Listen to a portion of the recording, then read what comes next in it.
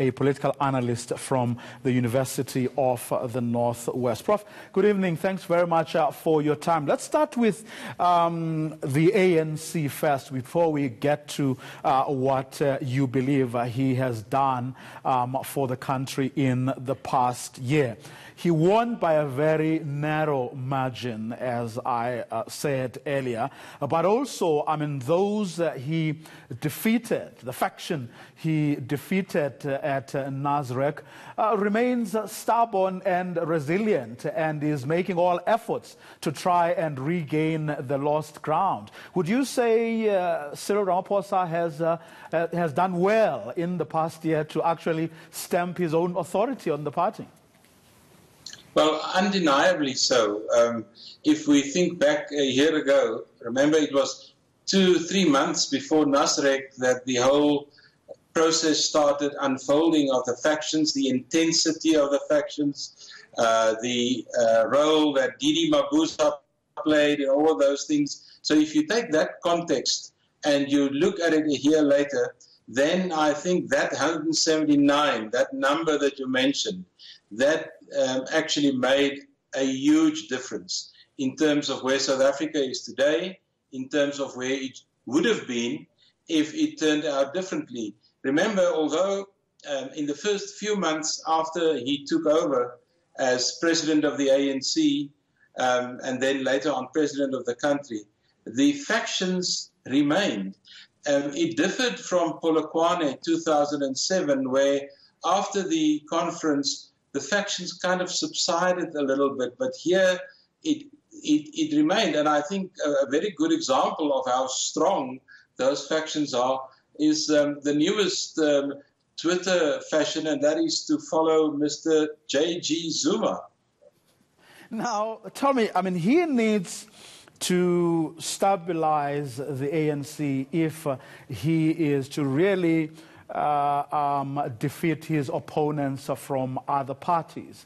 In other words, he needs to make sure that the ANC speaks in one voice and acts in unison as they go to perhaps the most crucial election that the ANC has had to face since 1994. Do you believe that he has managed to convince that faction to work together with him for the sake and in the interests of the ANC going into this election? Well, slowly but surely, I think he's making headway.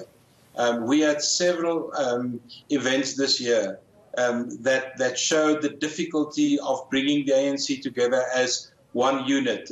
Remember the secret, not so secret meeting in KZN, the issues in the top 6, the role of the NEC in sorting out issues in the Northwest. I think the Northwest, to a certain extent, is a case study on how difficult it was to get the one faction sorted out where government and the party kind of met.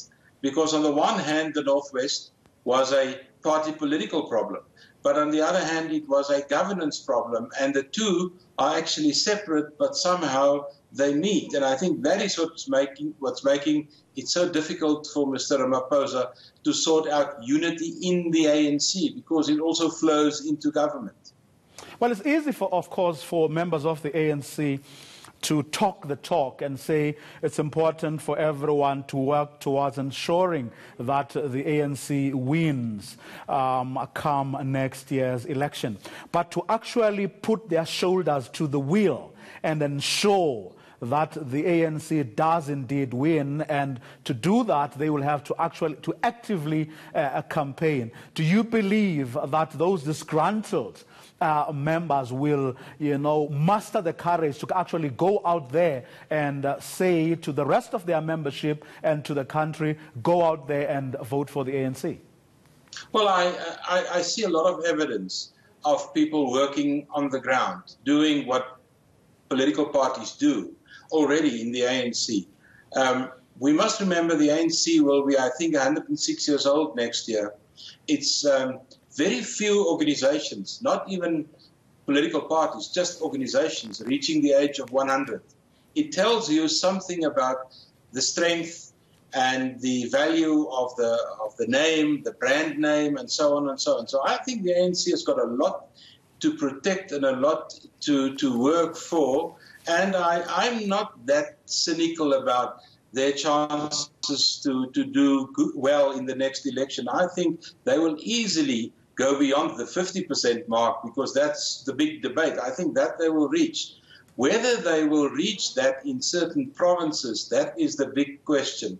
But yes, I think as we enter the formal electioneering campaign next year, the moment the election date is announced, then we're actually formally in election mode, although we already are. But then that's the formal case. I think then we will see the unity coming forward. That's the tradition in the ANC for many years.